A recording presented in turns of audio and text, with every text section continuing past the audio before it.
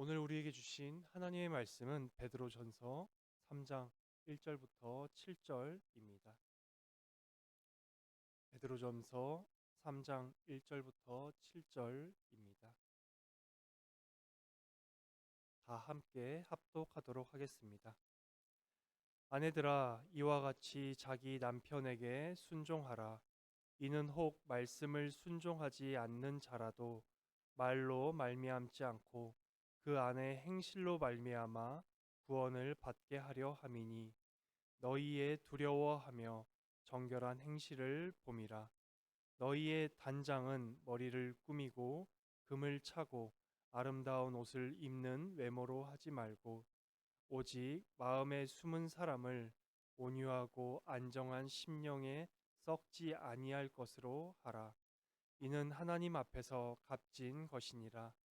전에 하나님께 소망을 두었던 거룩한 부녀들도 이와 같이 자기 남편에게 순종함으로 자기를 단장하였나니, 사라가 아브라함을 주라 칭하여 순종한 것 같이 너희는 선을 행하고 아무 두려운 일도 놀라지 아니하면 그의 딸이 된 것이니라. 남편들아, 이와 같이 지식을 따라 너희 아내와 동거하고 그를 더 연약한 그릇이요 또 생명의 은혜를 함께 이어받을 자로 알아 귀히 여기라. 이는 너희의 기도가 막히지 아니하게 하려 함이라. 아멘. 네, 오늘 우리가 살펴본 본문에서는 그리스도 안에 있는 아내 그리고 남편에 관한 이야기를 베드로가 합니다. 그런데 그리스도 안에 있는 아내에 대해서는 베드로가 6절에 관련해서 언급을 하고 있고, 또한 그리스도 안에 있는 남편에 관해서는 7절 한 절밖에 언급하지 않고 있습니다. 이게 어떤 의미일까요? 아내가 남편에게 해야 할 일이 많기 때문에 아내에 대한 권면은 베드로가 6절이나 하고 남편은 한 절밖에 하지 않는 것일까요? 전혀 그렇지 않습니다. 우리는 지금 21세기 서울의 눈으로 오늘 본문을 들여다볼 때 그러한 오해를 할 수도 있습니다. 하지만 이 편지는 예수님의 제자였던 베드로가 아시아에 있는 교회들에게 보낸 목회 서신입니다. 그러하기에 아마도 이 편지를 보냈을 당시에 그 서기 62년 혹은 63년 정도로 추정이 됩니다. 그 당시 시대의 눈으로 오늘 본문을 살펴본다면 베드로가 이렇게 말한 의미에 대해서 좀 더 잘 이해할 수 있을 것 같습니다. 오늘날 우리는 여자들에 대한 인권이 많이 향상된 그러한 시대를 살고 있습니다. 물론 아직도 더 많은 부분에서 여성의 인권이 향상되어야 한다라고 말하는 사람들도 있지만요. 어찌되었건 지금은 그래도 부부 각자가 자신의 신앙생활을 할 수 있는 그러한 시대입니다. 하지만 이 편지를 쓸 당시만 하더라도 여성은, 특히나 결혼한 여성인 아내는 남편에게 완전히 예속되어 있던 그러한 시대였습니다. 남편이 어떤 종교를 가지게 될 때 여성은 무조건 남편이 가진 종교를 따라야만 했던 시대였습니다. 그러하였기에 베드로는 한 집안에서 여자가 먼저 그리스도의 부르심을 받아 거듭나게 될 때 순종을 통해 남편에게 복음을 전하도록 오늘 본문에서 권면하고 있는 것입니다. 1절입니다. 아내들아, 이와 같이 자기 남편에게 순종하라. 이는 혹 말씀을 순종하지 않는 자라도 말로 말미암지 않고 그 안에 행실로 말미암아 구원을 받게 하려 함이니. 먼저 복음은 사회적 통념을 깨트립니다. 당시 사회적 통념은 바로 남편의 종교를 아내가 따라간다였습니다. 하지만 복음은 그리스도의 부르심을 먼저 받은 아내의 종교를 인정합니다. 인정할 뿐만 아니라 어떻게 해야 그 믿지 않는 남편에게도 복음을 전할 수 있는지 말해 줍니다. 먼저 복음은 말을 통해서, 즉 전도를 통해서 전해져야 했습니다. 고린도전서 1장 21절입니다. 하나님의 지혜에 있어서는 이 세상이 자기 지혜로 하나님을 알지 못하므로 하나님께서 전도에 미련한 것으로 믿는 자들을 구원하시기를 기뻐하셨도다. 하지만 베드로는 이러한 부부관계 가운데서는 말로 복음을 전하기보다는 행실로 순종함으로 전하라고 했습니다. 왜 그랬을까요? 먼저 본문의 내용처럼 남편은 아직 그리스도인이 아니고 오직 아내만 그리스도인인 상황을 가정해 보도록 하겠습니다. 당대 문화 가운데서 여자가 남편이 가진 종교 이외에 다른 종교를 선택했다는 것은 사실 그 자체만으로도 헬라 시대의 가정의 질서를 깨뜨린 것으로 여겨지기도 하였습니다. 가정 내에서 질서와 안정은 오직 절대적으로 남성 의존적이었기 때문이었습니다. 또한 그러한 상황을 반역이라고까지 여기는 사회적 분위기도 흐르고 있었습니다. 아내가 새로운 종교를 고집한다는 것은 가족 외의 타인이 이를 알게 되면 남편의 사회적 지위에 큰 위해를 끼치고 더 구체적으로는 남편이 사회적으로 누리던 특권이나 혹은 사회적으로 누리던 직무에서 배제가 되기도 하는 그러한 영향을 주기도 하였습니다. 이러한 헬라 시대였기 때문에 오늘 본문의 1절이나 혹은 고린도전서 1장 21절처럼 말로 복음을 전하기보다는 행실로 순종을 드러내도록 베드로는 권면을 하였던 것입니다. 그리스도 안에 있는 참된 신자는 믿음의 열매를 드러냅니다. 성령으로 거듭남을 받은 자는 그 안에 역동하시는 성령 하나님의 역사 가운데 행실로 반드시 드러납니다. 바로 하나님을 사랑하고 이웃을 사랑합니다.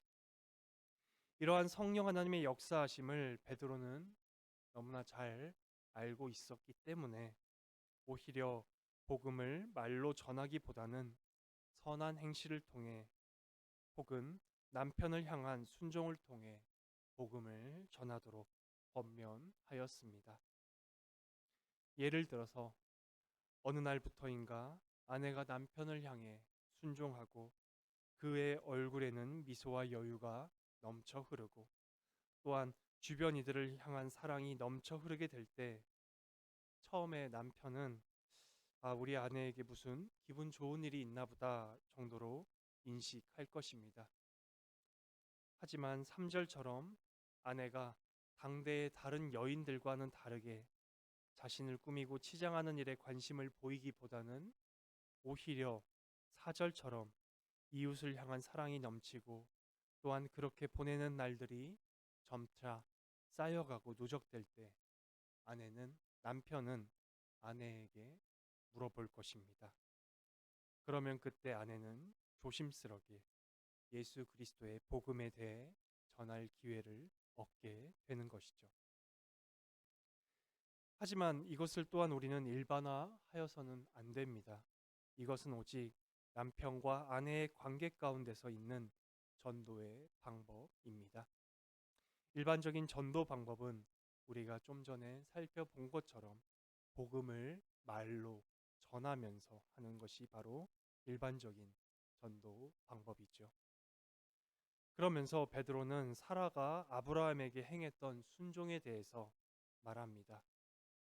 사라가 아브라함에게 어떠한 순종을 하였나요? 창세기 12장에 보면 바로 그 순종이 나옵니다. 아브라함이 가나안 땅에서 기근을 만나 애굽으로 피합니다. 그런데 아브라함의 아내인 사레가 너무나 이쁘다 보니 애굽 사람들이 자신을 죽이고 사레를 탈취할 것이다 라는 망상과 두려움에 아브라함은 사로잡히게 됩니다. 그러면서 자신을 사레의 남편이 아닌 사레의 오빠로 소개하라고 그렇게 말합니다. 이게 무슨 말인가요? 정말 말 같지도 않은 말입니다. 자신의 목숨을 살리기 위해 자신의 아내인 사레는 외간 남자에게 겁탈을 당해도 된다는 말이기 때문입니다. 그런데 더욱 놀라운 것은 이렇게 피해망상에 사로잡혀 있고 또한 이렇게 겁도 많고 소심한 아브라함에게 사라는 순종하였다는 것입니다. 물론 하나님께서 이 아브라함과 사레의 가정을 지켜주시고 돌보아 주시고 이들을 구원해 주셨습니다. 이렇게 사라는 아브라함에게 순종하였습니다. 베드로는 또한 7절에서 그리스도인인 남편에게 권면을 합니다. 좀 전에도 말씀을 드렸듯이 당신은 요즘과 다르게 엄청 가부장적이고 권위적인 사회였습니다. 그러했기에 남편이 아내를 데리고 예배에 참석을 하거나 그 가정의 종교를 기독교로 세우면 아내는 남편을 따라갈 수밖에 없는 상황이었습니다. 하지만 그렇게 강압적이고 강권적으로 아내를 예배에 참석시킬 때 그 아내에게 과연 은혜가 임할까요? 아니요, 그렇지 않습니다. 물론 성령 하나님의 강권적이고 주권적인 은혜로 거듭남이 임할 수도 있죠. 하지만 일반적으로는 그렇지 않습니다. 오히려 그렇게 강권적이고 권위적으로 아내를 억누를 때 오히려 더욱 반감만 불러 일으킵니다. 하나님께서는 복음을 통해 역사하시지만 그 복음은 전하는 자의 인격을 통해 전달케 하십니다. 즉, 복음을 전하는 사람은 자신을 낮추고 겸손히 복음을 전해야 하는 것입니다. 우리 역시도 그렇게 복음을 듣게 되었습니다. 또한 여러분들도 이미 경험적으로 아시는 분들도 계실 것입니다. 누군가를 전도할 때, 특히나 가족을 전도할 때 얼마나 힘든지를요. 얼마나 많은 수고와 노력과 인내가 들어가는지 경험적으로 아시는 분들도 계실 것입니다. 그리고 그 과정 가운데 하나님께서는 복음을 전하는 자들을 하나님께서는 깎으십니다. 그들을 연단하십니다. 그렇게 우리는 믿지 않는 자들, 즉 세상을 향해서 우리는 점차 복이 되어 갑니다. 오늘 설교의 결론입니다. 베드로는 오늘 본문을 통해 부부 사이에 먼저 부르심을 받고 거듭나서 그리스도 안에 거하게 된 자가 다른 이에게 어떻게 복음을 전해야 하는지에 대해 말해주고 있습니다. 당시 시대적 상황은 아내가 남편의 종교를 따라갔기에 먼저 그리스도인이 된 아내에게 베드로는 순종을 권면하면서 정결한 행실을 통해 복음을 행함으로 전하라고 가르쳤습니다. 그리고 아브라함에게 순종한 사라의 예도 들죠. 또한 먼저 부르심을 받은 남편은 강권적으로 아내에게 전도하는 것이 아니라 연약한 그릇으로 알고 귀히 여기며 전도하라고 권면합니다. 오늘 설교의 복음입니다. 왜 먼저 그리스도께 부르심을 받고 거듭난 이들이 다른 배우자들을 위해서 자신을 낮추고 겸비하게 겸손히 복음을 전해야 할까요? 1절과 7절에서 핵심 단어는 바로 이와 같이입니다. 1절에 보면 아내들아 이와 같이 자기 남편에게 순종하라 라고 말하고 7절에 보면 남편들아 이와 같이 지식을 따라 라고 말합니다. 과연 이 이와 같이가 가리키는 말이 무엇일까요? 우리는 바로 앞문단에서 이것을 찾아볼 수 있습니다. 베드로전서 2장 21절입니다. 이를 위하여 너희가 부르심을 받았으니 그리스도도 너희를 위하여 고난을 받으사 너희에게 본을 끼쳐 그 자취를 따라오게 하려 하셨느니라.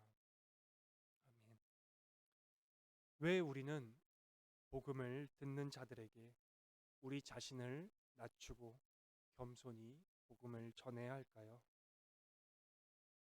바로 그리스도께서 그렇게 하셨기 때문입니다.